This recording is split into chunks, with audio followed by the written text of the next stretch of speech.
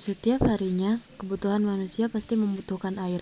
Mulai dari kita mandi, minum, menyuci, dan lainnya itu tidak akan terlepas dari yang namanya air. Coba bayangkan, jika kamu minum air putih 2 liter setiap harinya, terus penduduk Indonesia lebih dari 200 juta individu, kira-kira berapa liter ya air yang dipakai, dan itu baru di Indonesia loh guys, belum sama teman-teman kita yang ada di negara luar dan benua lain. Tapi kenapa ya air di bumi kita gak pernah habis? Dari mana asal air tersebut? Nah, itu semua karena adanya siklus hidrologi. Apa itu siklus hidrologi? Mari kita bahas.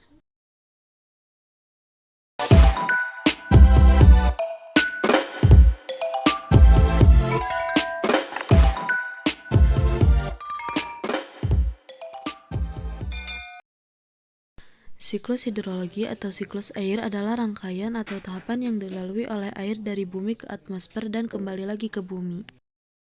Cara ringkasnya, air yang ada di bumi menguap menjadi awan, terus turun lagi deh menjadi hujan. Nah, ini yang menyebabkan volume air di bumi itu relatif sama walaupun sebanyak apapun pemakaian manusia.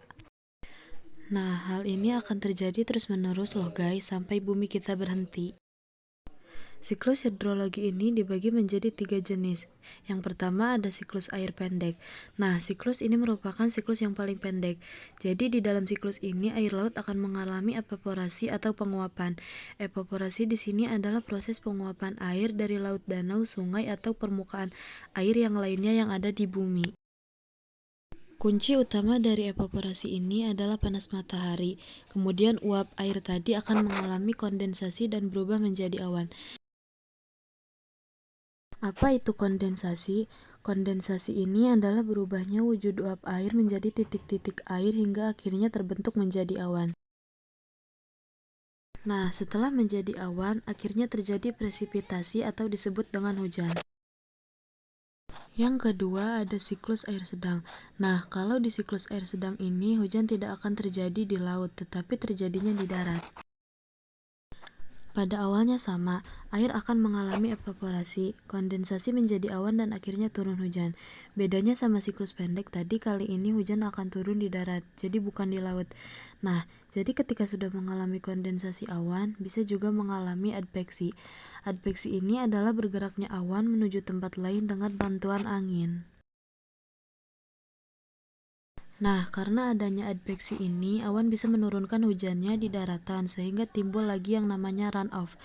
Nah, runoff ini adalah bergeraknya air di daratan dari tempat yang tinggi ke tempat yang rendah. Air ini akan bergerak mengalir ke laut sehingga bisa kembali mengulang siklusnya. Air yang jatuh di darat gak selalu menjadi runoff, tapi bisa juga mengalami infiltrasi. Infiltrasi ini adalah meresapnya air dalam puri-puri tanah. Kalau airnya meresap ke tanah, ujung-ujungnya air akan mengalir ke laut, tapi prosesnya bakal lebih lama. Yang ketiga, ada siklus air panjang. Siklus ini merupakan siklus air yang paling panjang prosesnya. Awalnya sama, air akan mengalami evaporasi dan kondensasi. Tapi kali ini hujannya bukan hujan biasa nih guys, melainkan hujan es. Ini karena awan yang ada di atmosfer bergerak ke tempat yang lebih relatif dingin atau kondisi suhu udara di atmosfer itu sedang rendah. Nah, nanti setelah musim semi, baru deh salju dan esnya mencair, kemudian mengalir ke permukaan bumi, dan akhirnya sampai ke laut buat mengulang kembali siklusnya. Inilah pembahasan kita mengenai siklus hidrologi.